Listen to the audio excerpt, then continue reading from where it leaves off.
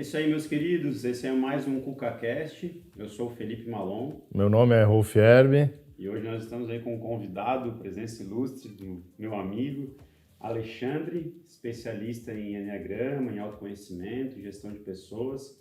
Gostaria que tu falasse um pouquinho aí quem você é, das suas credenciais, do que você já estudou, um pouquinho de ti também, para o pessoal te conhecer. E vamos aí, vamos para frente. Obrigado, Felipe. Olá, pessoal, tudo bem? Meu nome é Alexandre Lima. Eu sou uma pessoa que é apaixonada por pessoas. Eu descobri isso depois de já um bom tempo na vida. Minha primeira formação é em computação. E quando eu me formei em computação, eu tinha duas certezas, que eu tinha escolhido uma profissão que me dava dinheiro, e a segunda é que se eu ficasse o dia inteiro atrás de um computador, eu ia ser muito infeliz. Não andava de mão dada, então, né? Mas como eu sou teimoso, eu ainda fui até os 30 anos firme, assim, na TI, né? Legal. E depois, com 30 anos, eu precisava fazer uma migração de carreira, precisava recomeçar, e foi aí que eu encontrei o Enneagrama por convite de uma amiga. E tanto assim que ela disse assim para mim, eu vou te matricular num curso, vou fazer uma pré-matrícula e você vai no primeiro dia. Não vou nem te falar o que é, que senão você não vai. Pensa no bicho teimoso, né? Cabeça de engenheiro e tudo lógica, né? Enfim, aí eu fui lá e comecei, e era o Enneagrama, eu fui lá e percebi coisas sobre mim que fizeram toda a diferença. E aí eu fui ligando os pontos, né? Por que eu fui dar aula de catequese quando eu era adolescente? Eu gosto de gente, né? Por que quando eu vim para Santa Catarina eu tirava do meu currículo a formação em computação? Porque senão eles iam me botar lá no CPD e eu queria estar no meio das pessoas, onde a coisa acontece, né? Uhum. Só que eu não via, né? Não percebia isso. E aí comecei a estudar Enneagrama para ensinar para as pessoas com o desejo de que elas percebessem o que eu percebi. Tenho estudado até hoje, continuo estudando. Enneagrama é um assunto que você estuda um pouquinho, mas você precisa mais é viver ele. Então, experienciar mesmo. Na prática. Você tem que fazer alguma coisa com aquilo, né? Legal. O teu nível de conhecimento, ele é proporcional ao teu nível de ser, não ao que você estudou. Então, o teu nível de ser, ele só melhora quando você faz alguma coisa para melhorar. Uhum. Mas mesmo assim, eu gosto de estudar, né? Fui estudando. Então, fiz algumas formações terapêuticas, especialização em psicologia de grupos, especialização em terapia de família, fiz formação em coaching também nos Estados Unidos, o Enneagrama também, que não para, né? Estudei uma outra linha também, eu gosto muito de empresas, né? Então, eu fiz um MBA na USP em gestão estratégica de negócios, estou terminando mais um agora em desenvolvimento de alta liderança também na Universidade de São Paulo. Então, estudar eu gosto, mas o mais importante é o que você faz com aquilo, né? Exatamente. Show de bola. Então, para a gente começar aí, assim, o que seria a ideia, né, Rolf? Assim, primeiro para agradecer aqui novamente a Cuca. Verdade. A Cuca que a gente ganhou aqui da Ana Cláudia, né? Uma delícia. Queria deixar um abraço para Ana novamente. Nós estamos sendo patrocinados pelo Pão da Brava. @Pão da Brava aí, que está em todos os CucaCasts conosco. E Alexandre, novamente é um prazer. O Malon já tinha falado muito bem de ti. Obrigado. E se ele te convidou não é por acaso, porque ele tem um olhar aí também seletivo. E outra coisa, as frequências vão andando de mão dadas, né? Aí tu falou uma coisa interessante. Por que tu chegou onde chegou? Tu falou porque eu gosto de empresas, mas no fundo empresas são pessoas, né? Exato. Então tu gosta de pessoas, Exato. né? E desde o primeiro podcast, Malon, a gente vem conversando sobre o quanto é importante se conhecer, e depois que tu cura alguma ferida ou qualquer problema evidente na tua vida, que seja emocional, psicológico, religioso, como é legal passar isso adiante, passar a ferramenta, né? Não adianta andar com uma caixinha cheia de ferramenta e não emprestar a chave de fenda para ninguém, né? Então tu descobre algo que te deixou de alguma forma mais feliz, mais em sintonia com a vida, e passar isso adiante. Eu vejo claramente que essa é a tua missão, né? E aí, tu comentou agora, para a primeira pergunta, já vou mandar aqui, né? Tu comentou de todos os processos que tu passou. Coisas que eu, Felipe, estamos conversando que não existe uma única linha certa, mas talvez um conjunto de informações, né? terapia, coach, PNL, Enneagrama. Por que tu chegou no Enneagrama, então? Que eu acho que pode ser esse nosso tema principal, né? É uma ferramenta de desenvolvimento, autoconhecimento pessoal. Acho que tu explicar um pouco essa trajetória, como que funciona e como que isso vai poder ajudar a vida das pessoas, se a gente conseguir depois trazer um exemplo prático, né? Para a gente conseguir trazer isso para a prática aqui e os ouvintes aí, a gente resolver alguma coisa, né? Na vida deles, né? E na nossa também, né? Exatamente. Rolf, tua pergunta é muito boa, porque quando a gente quando alguém é muito lógico, como eu era e ainda sou, né? Você dificilmente tem acesso a essa pessoa sem argumentos. Então, quando você vai conversar com um cliente ou com um colaborador ou com alguém que está liderando o teu trabalho em alguma coisa e essa pessoa é muito lógica, você precisa colocar as coisas em termos de argumentos, precisa dar uma ideia analítica do que você está fazendo, né? Vai dar uma ordem, eu preciso que você faça isso aqui para mim. Se você vê que a pessoa é mais analítica, explique por quê. Entende? Que é aquilo que conecta, né? Se você não faz isso, é como se não ligasse na tomada, né? Não conectou, tá? Por outro lado, antes você estava falando das metáforas, né? Da importância das metáforas e dar o exemplo e trazer. Por que as metáforas são tão importantes? Por que a gente tem um livro sagrado como a Bíblia, ou o Alcorão, ou a própria Torá, que nos falam em metáforas? Porque a linguagem que conversa com o nosso emocional é lúdica. É lúdica. São as imagens, são as metáforas. Então, quando a gente está usando argumentos, a gente está falando com a nossa razão. Quando a gente está usando metáforas, imagens, símbolos, a gente está falando com um outro nível de ser, com uma outra forma de contato que tem a ver com o emocional, tá? E o Enneagrama ele foi chave para mim porque eu sempre gostei de estudar e entender as coisas. Ficava difícil para eu, naquele momento da minha vida, eu conseguir fazer uso de alguma coisa que eu não visse razão. Tem que entender o porquê das coisas, né? Exato. E ele explica claramente algumas coisas. Quem escreveu este livro, né? Né? Exato, sabe? Saiu da onde isso aí? Né? Então, e aquilo ali tem uma lógica estruturada incrível, sabe? Incrível. E, ao mesmo tempo, ele linka essa lógica com os elementos emocionais e foi daí pelo caminho que eu comecei a entender. Então isso faz sentido para mim. Não somente lógico, mas eu sinto que isso tem a ver. Né? Então a minha conexão com o Enneagrama foi porque eu simplesmente entendi como se tivesse tirado um véu, assim. Eu entendi o que me deixava feliz na vida, o que não me deixava, as frustrações que eu tinha, o que não tinha dado certo na minha vida, o que tinha a ver comigo. O Enneagrama é o quê? Um mapa de análise?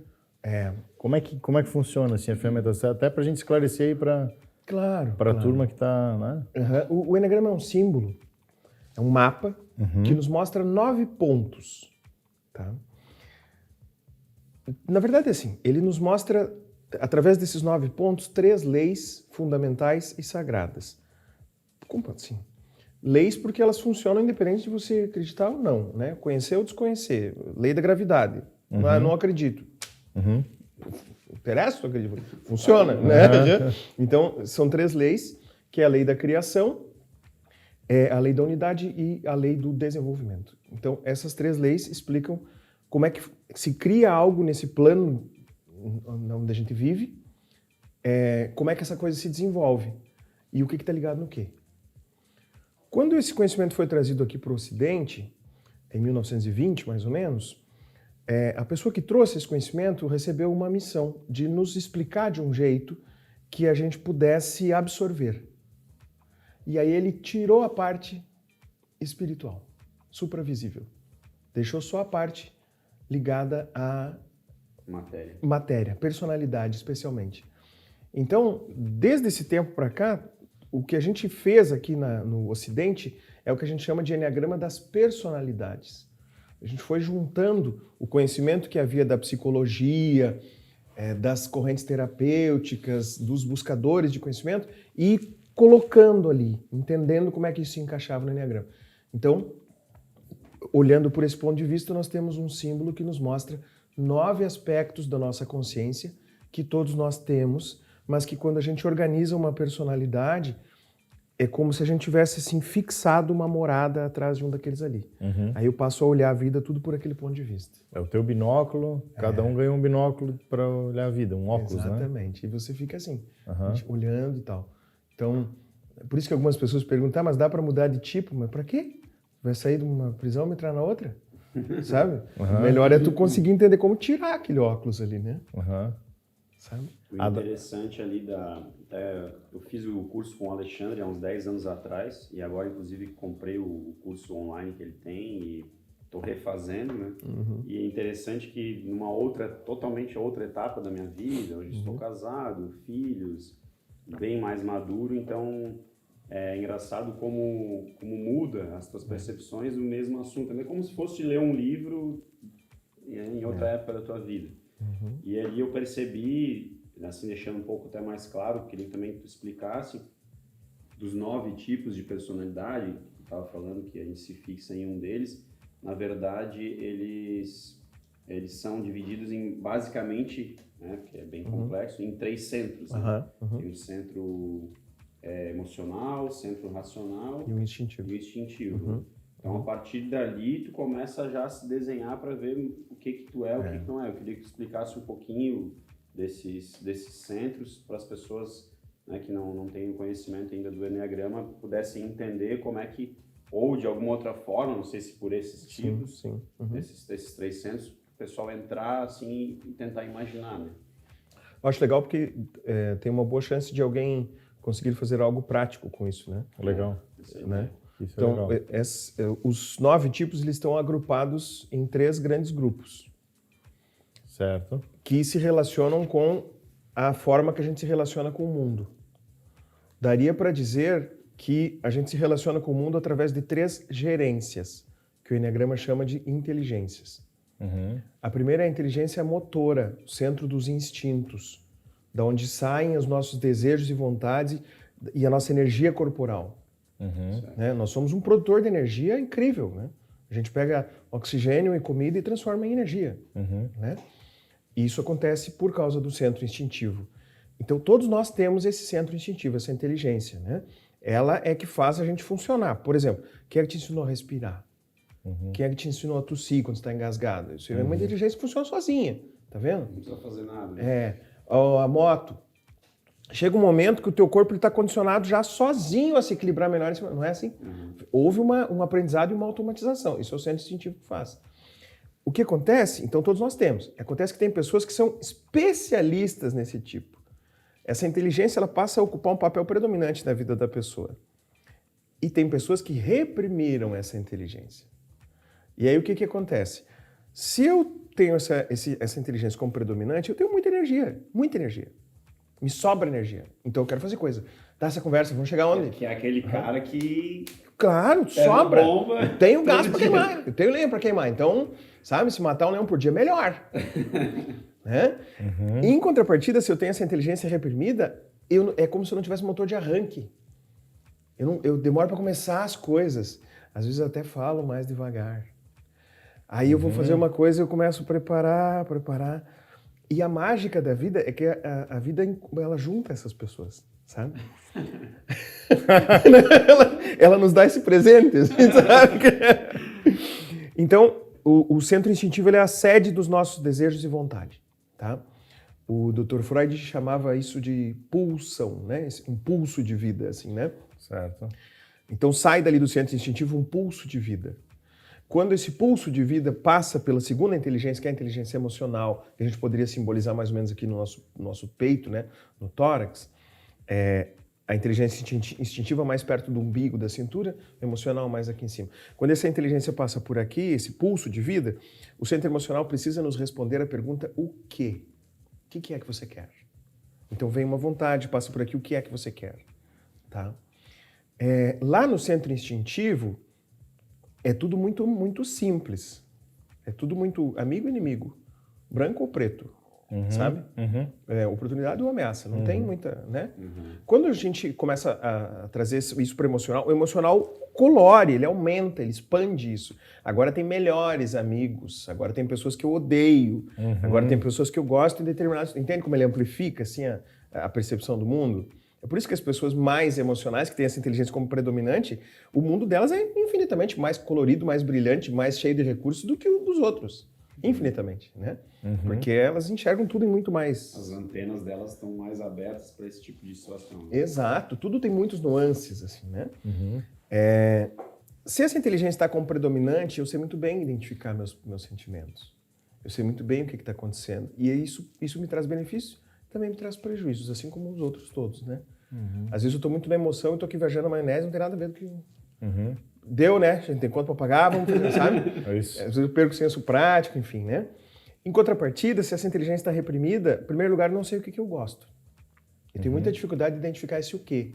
O que eu gosto, o que me faz feliz de fato. Aí fica uma pessoa que é um eterno adolescente, assim, sabe? Quando ele gosta de alguma coisa, ele se derruba, assim, ele quase se mata. Fala, aquilo é dia e noite, e daqui a pouco desliga. Parece que alguém desligou a chave, assim, clup, não gosto mais. Beira a imaturidade, né? Mas eu as quero emoções, agora, né? mas não quero mais depois. Isso, eu nunca sei quando vai desligar, né? Então, isso tudo vai fazendo a gente depois desenvolver estratégias de personalidade para lidar com isso aí, tá? E por último, quando esse pulso de vida chega aqui no nosso neocórtex, né, na nossa inteligência mental, o nosso cérebro está preparado para responder como. Então, como que eu... né? Vem um desejo, é fome. O centro emocional respondeu, você está com fome. Como que eu... tem a cuca, né? Eu posso sair daqui ir numa padaria, uma coisa... Ou seja, do jeito que nós somos feitos, nós estamos completamente preparados para saber exatamente aquilo que eu quero e preciso e encontrar os meios para me satisfazer. Mas pode ver que a gente não está mais funcionando bem assim. Né? E aí a dinâmica dos tipos, eles vão três pontos da consciência ligados a cada inteligência dessa, vão nos mostrando como que ficou essa desorganização. Por que a gente perdeu essa capacidade reta e como é que a gente se reorganizou para enxergar a vida e para lidar com ela. Porque o perfeito seria o cara ter um instintivo, que é a força, passar pelo emocional, usar a razão e agir, né? De uma forma linear, fluida. Mas não é isso que acontece. Não é isso que acontece. Então, que dá uma desorganizada. E o Enneagrama, na verdade, faz essa identificação para onde que tu tem mais essa predominância, digamos assim. Isso mesmo. Se uma pessoa pegar só isso e ficar ali 3 meses, 6 meses, 1 ano trabalhando só nisso, ela vai ter um baita de um progresso. Tá?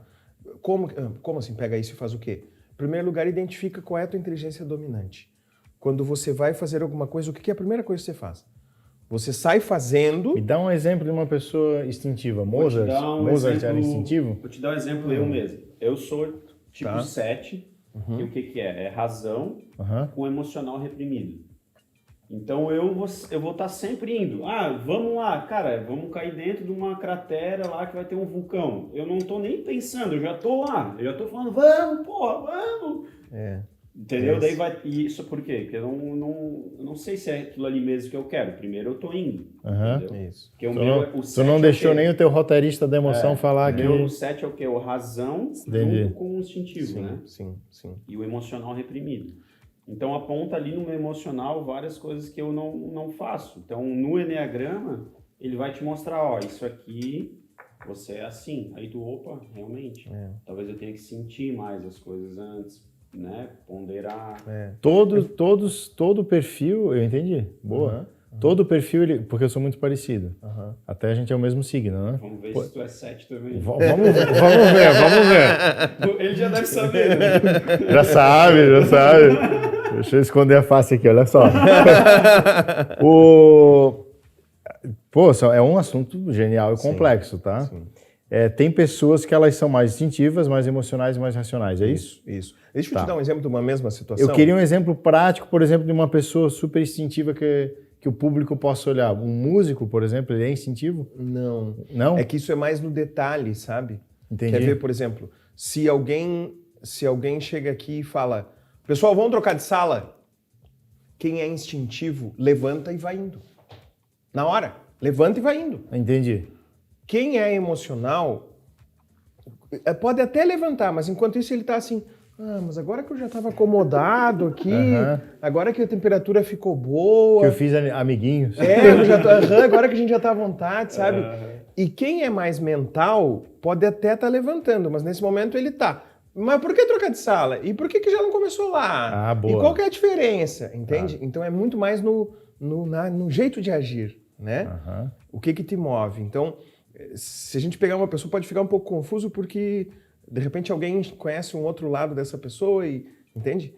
É muito rápido. Eu ia dar um exemplo aqui, inteligência. fazer as perguntas. Eu tenho uma outra aqui, mas, por exemplo, eu vi a série ali do Michael Schumacher, que lançou no Netflix. Não sei se a gente trocou uma ideia sobre ela ou não. Acho que não. Não, Fórmula 1 é mais com os outros amigos da Fórmula 1 que a gente conversa. Era um cara totalmente racional, o perfil. Eu estou fazendo um link agora com o que ele está falando. Porque ele não se interessava muito pelas emoções, nem dele, talvez, ou ele não mostrava, nem das dos outros pilotos. O negócio dele era como ganhar o campeonato. Isso. E tu via a frieza na expressão, a frieza em todo lugar. Na né? execução, inclusive, né? Exatamente. É isso que tem que fazer. Isso. Agora, voltando, por que a gente é o que é, nasce assim, desenvolve, vem com isso, vem da gravidez, é a centelha divina, por que cada um vem com... Sabe, é uma pergunta que eu me fiz muito tempo também. Porque... Por que nós somos diferentes? Né? Essa é a pergunta. Eu ainda fazia uma pergunta antes dessa que era... É porque eu e o Malon, a gente desenvolveu o podcast que a gente é muito parecido. Pois é. Os filtros são sempre o mesmo. Se alguém é lento no trânsito, pá, banana, entendeu? Vamos fazer agora. Agora, se alguém mais calmo, emocional, puta, a gente já se olha tipo, meu Deus, ferrou, fudeu. Sim. Né? Por que a gente é diferente, né? Só pergunta difícil. Rolf, eu me perguntava muito assim, mas será que vai funcionar, sabe? Porque nesses 12 anos, eu já ensinei Enneagrama para empresário, para dona de casa, para dono de casa, para pais, para padres, para presidiários, para índios, em 4 países diferentes, e sempre funciona. E eu sempre tive uma vigília muito grande, desde o começo, para eu não condicionar. Mais de 6 mil alunos, é isso, né? Tá, legal. Eu sempre tive essa preocupação, assim, de não condiciona. Tanto é que as pessoas me perguntam, já sabe meu tipo? Às vezes tá meio claro, mas mapa não é território. Não, eu procuro não prestar para não errar. Se eu vou muito cego, eu erro. Vamos com calma. Né? Isso, vamos com calma, vamos olhar. O excesso de confiança é problema. Exato. Também. E daí como que funciona, né? Então, quem ensina Enneagrama pela linha da psicologia, por exemplo, os americanos, ou o que a gente tem aqui no Brasil, coloca isso nos termos da psicologia, né? A tua forma de ser criado, os condicionamentos que tu teve, a tua biografia, isso tudo foi te levando, né? Para mim, essa resposta ainda ela tem sentido, mas não é satisfatória. Ela parece incompleta, tá? Quem ensina Enneagrama pela linha da espiritualidade traz um outro ponto de vista. O condicionamento que você sofre dentro de um tipo vai fazer você passar por determinadas experiências com o livre-arbítrio. Então, se você é um tipo 3 do Enneagrama, não importa a vida que você escolher, você vai ter que enfrentar algumas coisas na tua personalidade. Isso é meio que vem, assim, como se fosse, não vou dizer um destino, mas vem vem isso para ti. Vamos dizer que é o livre-arbítrio de enfrentar ou não. Exatamente. Eu tenho consciência da sombra e da luz do meu número, né? Do meu tipo. Dá para se adaptar? É mais fácil. Dá para se adaptar? Dá. É para se adaptar. Ou é um diagnóstico, né? Ele é número 7. Não. E o teu sofrimento no número 7, nesse teu perfil, é esse o resto da vida. Eu consigo mudar e me adaptar. Consegue. Ah, tá. Consegue evoluir dentro dele, né? A coisa que me deixa mais triste é alguém saber do seu tipo e não fazer nada com aquilo. Os ouvintes voltaram, estão voltando. Volta pra cá que ninguém tá condenado. Legal. Agora eu sou assim. E tem muita gente que faz isso, sabe? Você sabe que eu sou assim, então, né? Não, eu tô com medo que tu fala meu número e eu saio da sala. Isso que a gente já falou aqui, né? A gente assume essa identidade. Né? Isso. Quando a gente se define, a gente se limita. Né? Se tu se define como isso daqui, como é que tu vai ter espaço para crescimento? Exatamente. Na verdade, não é isso. Tu conhecer o teu tipo, o que te traz? Traz o conhecimento para tu se enxergar, que é uma coisa que tu não enxergava antes. Isso mesmo. Eu me enxerguei muito ali, em vários aspectos. Tipo assim, o tipo 7 é tipo aquele cara que começa 20 projetos e não termina nenhum. Tu? É? Acho que sou também. Show. Vamos lá, o CucaCast vem pra obra, vou fazer casa pra vender, vou abrir empresa, daqui a pouco... Escrever um livro, isso, sai da introdução. Daqui a pouco assim, tu tá saturado, tá? E aí tu não tem mais vida. Acaba o gás no meio do caminho. Acaba o gás. E só que aí, assim, uma coisa que é interessante que eu escutei até esses dias é assim, ó. O cara sabendo o tipo, tu leva uma vida bem mais leve, porque acontece as coisas, por isso. Sabe dizer o não também, né? E aí, Aprende, uma sacada muito interessante que eu li esses dias, não lembro no perfil de quem, era sobre o Enneagrama. O cara falou assim, não, tudo bem, hoje o que acontece? Eu sou tipo 7, eu sou desse tipo, de sair fazendo mil projetos novos ao mesmo tempo, só que hoje eu percebo. Isso mesmo. Então, o lance não é o Felipe faz muito projeto ao mesmo tempo, então reprime isso. Não, eu percebo e tomo uma decisão a partir daí. O problema é a pessoa não perceber. Exatamente. Ela está tomando decisões inconscientes. A vida está levando ela para aquele lado inconscientemente. E aí é um problema. Exato. Porque tu não está pensando direitinho o que é aquilo. Então eu achei fantástico exatamente, isso daí que eu li, que eu falei, porra, mais uma chave virada. Teve um podcast que a gente ouviu, até vou deixar a indicação, eu não me lembro o título dele. O Murilo Gun e o... Eu mandei para ti, cara. Podcast, o podcast, como é que é o nome dele? Eu esqueci. Podcast, o podcast. Caio Carneiro. Caio Carneiro. Isso, obrigado. Natão, o diretor salva. Caio Carneiro e o Murilo Gun, as duas esposas juntos, ele só fala isso lá no meio. Ele é um cabeça muito aberta. Todas as vezes que eu ouço ele, eu penso, como eu estou me limitando? Me botando dentro de uma... Eu sou o ego, né? Eu sou isto. Ele fala assim, no momento que tu falar isso, tu se autodefiniu, tu começa a acreditar naquilo, se fecha para qualquer mudança. Tá no meio do podcast, é um podcast de 1h15, 1h17, eu acho que é isso.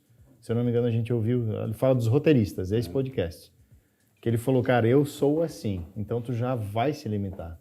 Né?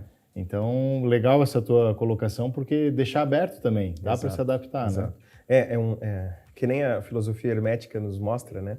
A gente tem que entender o poder da dualidade. Se eu nego qualquer coisa a meu próprio respeito, talvez eu não cumpra um passo básico que é enxergar como estou. Boa. Por outro lado, se eu assumo que se eu me esqueço que eu estou assim e começo a tratar isso como sou assim, aí eu perco a outra vantagem. Agora tu falou muito. Né? Porque eu estou e eu sou é totalmente diferente, totalmente né? Diferente.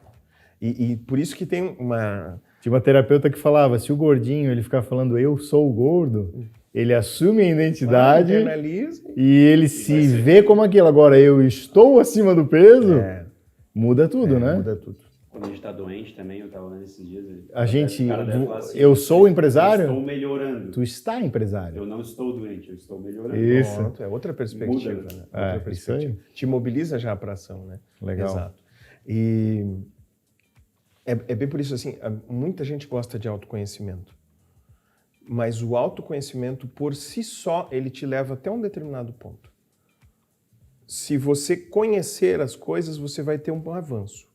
Conhecer o seu tipo, conheceu algumas coisas sobre você num processo terapêutico, enfim, fez uma viagem, descobriu coisas, né? Foi morar sozinho, a gente aprende muito, né, com a vida, tá? Aprendeu coisas sobre você. Mas se você quer continuar avançando, você tem que trabalhar autodesenvolvimento. Você tem que continuar fazendo coisas, polindo o teu ego, né? Tem uma metáfora sufi que fala assim, que o ser humano é um espelho coberto de ferrugem. E o trabalho que a gente tem que fazer nessa vida, tudo que a gente passa, o nosso trabalho, o nosso relacionamento, tudo isso é campo de treino, é oportunidade. Para quê? Para você polir esse espelho. Cada pequena parte que você conseguiu polir, ela começa a refletir. E o que ela vai refletir? Aquilo que está acima. Então, por isso que o trabalho mais importante é o trabalho sobre nós mesmos. Né? Conhecer meu tipo, conhecer tudo de Enneagrama, ter lido todos os livros que tem em português, não adianta nada. O que eu fiz com isso? Desenvolveu ou não? Autodesenvolvimento. Porque a gente só fala de autoconhecimento. Genial. E o autodesenvolvimento, onde é que está, né? Isso não termina, né? A psiquiatria, a psicologia trouxe até agora, eu vi recentemente o Ítalo Marcilli, que é um psiquiatra do Rio de Janeiro, que eu admiro muito, gosto muito. E na certificação do Ítalo Marcilli, ele tem ali uma ideia que existem 6 causas principais do sofrimento humano. Por que o ser humano sofre, por exemplo? Que eu acho que vai de encontro que a gente está trazendo aqui, né? Uma delas é estar deslocado do seu elemento natural, que é o que o Felipe Malon falou agora, que eu acho que tu pode trazer pra gente aí também, né? É estar deslocado do seu elemento natural, do seu temperamento, da sua personalidade, dos seus valores, dos seus gostos. Se a pessoa estiver deslocada, tu falou da computação, mas eu gosto de pessoas, o exemplo prático. O Ítalo traz isso, que a pessoa vai sofrer se ela estiver deslocada. Por exemplo, a filha do Felipe, eu acho que ela é sanguínea, ela é bem... Cara, é bem parecido comigo. Ela é sanguínea, bastante energia. Se tu tentar reprimir que essa criança fique no quarto quietinha desenhando, ela pode desenvolver certos... Ela vai tentar se adaptar, né? Exatamente. Exatamente. Né? Tá, eu posso tentar falar muito brevemente essa diferença, que talvez ajude, principalmente quem já conhece o seu tipo do Eneagrama. Porque é uma linguagem, é um conhecimento que não vem muito para cá. Tá? Legal. Manda brasa. Que é, então começamos do... Acho que vai ser legal. Né? 8. Tá? São os instintivos, né? Do que é feito, qual é o ponto 8 desta natureza, nesse mundo? Ou da nossa consciência? O ponto 8 é o ponto de poder pessoal. É o lugar onde eu sinto que eu tenho força e capacidade de realizar. E que eu estou conectado a tudo que existe. A uma verdade maior, a um lugar maior, a um poder maior. Então, essa é a sensação que eu tenho relacionada ao ponto 8 do Eneagrama. Da nossa consciência, inclusive.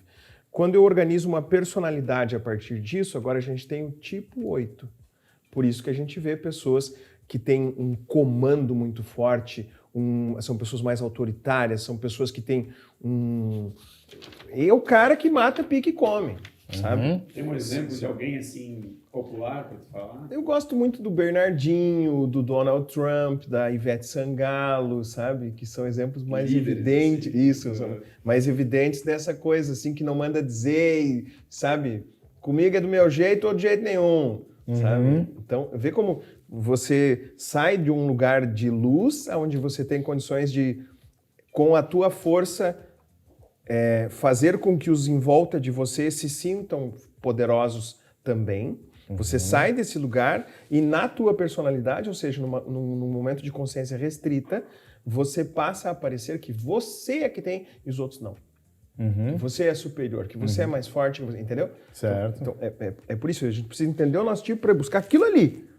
A essência, digamos, do tipo, como se fosse. Exatamente. A linha tênue entre a virtude do tipo e a sombra, a dificuldade. A personalidade. Entendi. Exatamente. No 9, a gente vai ver uma pessoa que é a encarnação do amor divino, do amor por todas as coisas, do amor por todas as criaturas. Quando ele organiza a personalidade dele, ele passa a fazer tudo para os outros e anular a si mesmo. E aí, através disso, eu quero mostrar que a nossa personalidade é uma forma da gente tentar imitar aquilo que a gente tem realmente de superior e verdadeiro, tentar imitar isso dentro de um campo de consciência mais restrito, sabe? Então, o 9 tenta, assim, inconscientemente, ele tenta fazer tudo para todo mundo. Se está todo mundo bem, eu também estou bem. Se está todo mundo feliz, eu também estou feliz, sabe? Eu não gosto de cuca, mas daí todo mundo comeu cuca, então eu digo que eu gosto também, sabe? Ele se adapta, assim, negando a si mesmo. Mas que amor é esse que eu nego a mim mesmo?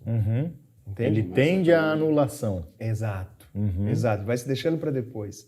Então vê como se afastou, né, de uma coisa que somos todos dignos de amor e de luz, e agora eu vou tirando o meu, sabe? Vou eu mesmo me omitindo, né? Então, alguns exemplos. O Martinho da Vila,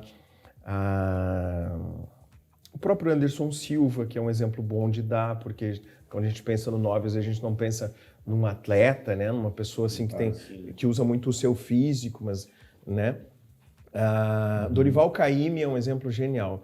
Procurem vídeos do Dorival Caymmi no YouTube que você vai ver. O Dorival Caymmi é um 9 de livro, assim, ele até fala mais devagar, ele tem aquele olhar pacífico, assim, sabe? Você faz uma pergunta para ele, ele fica te olhando um pouquinho antes de responder, assim, sabe?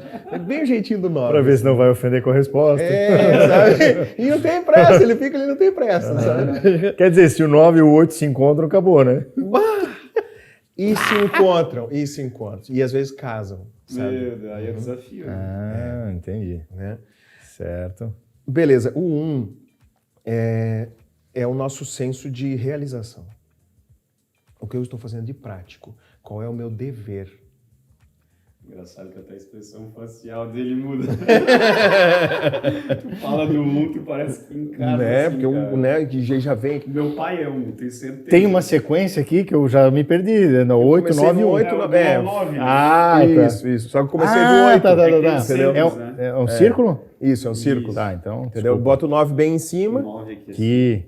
Aqui. E daí vem Aham. descendo. 1, 2, pra 3, cá. tá? Ah, agora Isso. saquei. Só que eu comecei do 8, entendeu? Entendi, Peguei impulso ali perfeito. no 8 e... Né? Não, eu Isso, sou. né? Não, imagina. Volta do Eu sou idiota de vez em Não, quando, não, cara. fica tranquilo. Quando tu incorporou um ali, eu falei, meu, até a feição dele, meu pai. Pouco costume, O né? 1 é o quê? Ele é prático? É o senso prático, mas especialmente o nosso senso de retidão e dever, tá? Essa é a maior força do 1. Então, quando alguém que é tipo 1 tá mais em equilíbrio, naturalmente ele nos inspira, a presença dele nos inspira para retidão, caráter, dever, sabe? Fazer as coisas que precisam ser feitas, para investir tempo naquilo que é o justo e reto, sabe? Naturalmente. Quando ele organiza a personalidade, ele se torna uma pessoa mais... Ele exagera isso tudo, né? Então vira um perfeccionista, que tem que corrigir tudo, que se você não acorda cedo, então você não presta, que... Entende? Meu pai também é 1. Meu pai vem pra cá e fica reclamando dos caras jogando bocha. Meu pai com 78 anos. Chega aqui e fala, por que vocês velhos ficam jogando bocha? Porque eles são aposentados, pai. Mas podiam fazer alguma coisa, sabe? Esse é o 1. Esse é o 1. É uma crítica em cima de tudo, assim, sabe? Tu faz uma coisa 90% boa, ele fica naqueles 10%. Não, mas isso aqui tu ainda podia ter se esforçado. 1%. A OAB é 1. Eu tirei 9,9 na prova. Por que que não tirou 10? Faltou aquele 1. Por que que não funcionou? Tirei 10, legal. Mas não me dá os parabéns? Mais que obrigação. Exato. E para ele também é assim. Então, é uma pessoa que se inflige um rigor muito grande na vida. Muito Para grande. essa pessoa própria, né? Claro. Todos, né, os números, digamos. Exato. Tá? E vê que, assim, se ele está em desequilíbrio, assim, ou seja, se ele está no modo que a gente conhece, a gente vê que a pessoa se esforça mais, que ela consegue mais resultado, que ela tem mais força, mas também o preço que ela paga, nem todo mundo vai querer ser assim. Agora, se ela está mais em equilíbrio, ela preserva essas qualidades, só que de um jeito que não agride ninguém. Então, é por isso que a gente precisa fazer alguma coisa com o nosso tipo, né? Entende? O 2... Um exemplo de personalidade. Cada um a gente tem que dar um exemplo aí. Eu acho o Senna. Muito embora tem pessoas que acham que o Senna é um outro, mas eu gosto do Senna. Faz sentido. Tem muitos exemplos de cumprir o seu dever, né? Tu sabe que ele usava só um modelo de calça, camiseta e cinto, né?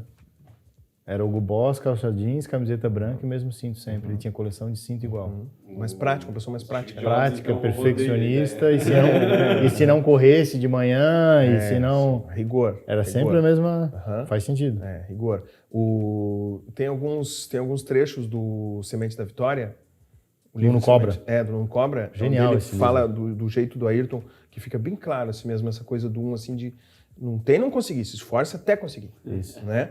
Então, O Nuno Cobra fala que ele libertou... Cara, meu pai.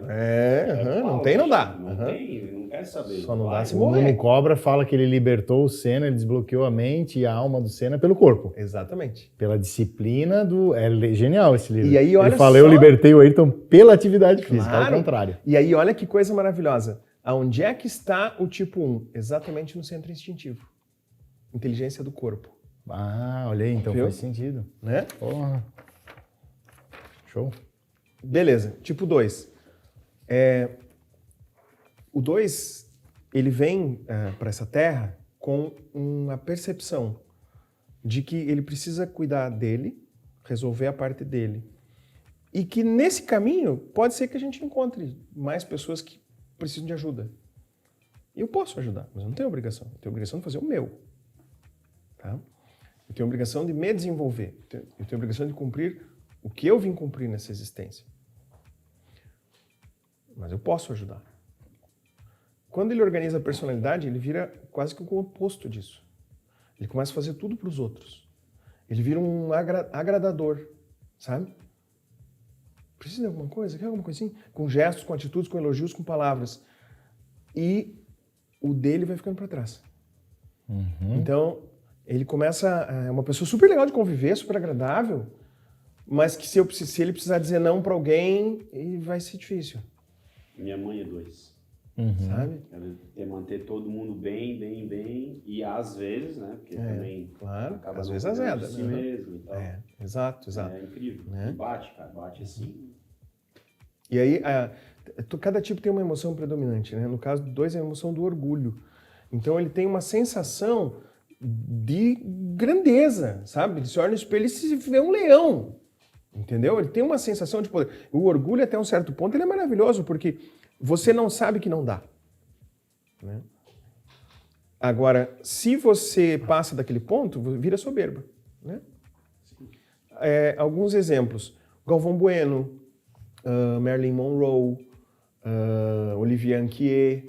Claro, estou dando alguns exemplos que pegam uma parte do 2 que é também charmosa, né? Porque um jeito de agradar aos outros é eu ser também mais charmoso, né? É meio esquisito dizer isso, mas é assim, eu estou te dando o prazer da minha companhia. Claro, né? Porque, claro. Sabe? Sim, faz sentido total. Entende? É um jeito, né? Tu seduz, agrada o charme, mas para se valorizar assim mesmo, né? Então, para ser bem quisto no ambiente. Eu estou ambiente. fazendo, mas eu espero que volte. Né? Em algum momento. Eu vou seduzir para então, abrir uma porta. Essa é a dinâmica do 2, né? Já o 3, você sabe uma flor qualquer, assim, uma orquídea? Ela podia ser cinza, né? Mas por que ela é aquela perfeição, aquele colorido? Essa magnitude é o que o 3 é feito. Tá? Quando ele organiza a personalidade dele, agora ele tenta buscar isso através das realizações. Então, eu não sinto mais que eu sou a magnitude encarnada. Eu começo a... Agora eu tenho que ter uma BMW, eu tenho que me vestir com roupas caras, eu tenho que ser admirado, eu tenho que fazer coisas que as pessoas olhem e admirem, sabe? E aí eu condiciono todo o meu modo de viver para isso, sabe? Então, às vezes a gente vai pegar um livro do Enneagrama que está escrito tipo 3, o realizador. Primeiro, eu acho que esses nomes são péssimos, porque é uma dinâmica tão grande para você reduzir a um termo, né? Tipo um perfeccionista. O 6 também pode ser perfeccionista, o 3 também pode ser perfeccionista, tá? O 5 pode ser extremamente perfeccionista. Só não define, né? Exato, é uma redução. Então, mas às vezes está lá escrito 3, realizador. Claro Certo. que é realizador, porque ele só tem valor na vida, dentro da cabeça dele, ele só tem algum valor na vida na medida que ele ganha. Então, fair play, coisa nenhuma, eu quero é ganhar. Isso. Entendeu? Boa. Né? Boa. Vamos, o negócio é resultado, eu quero lucro, eu quero dinheiro, eu quero, né? Porque aqui no nosso modo de viver, o que é sucesso? Dinheiro, status, fama, né?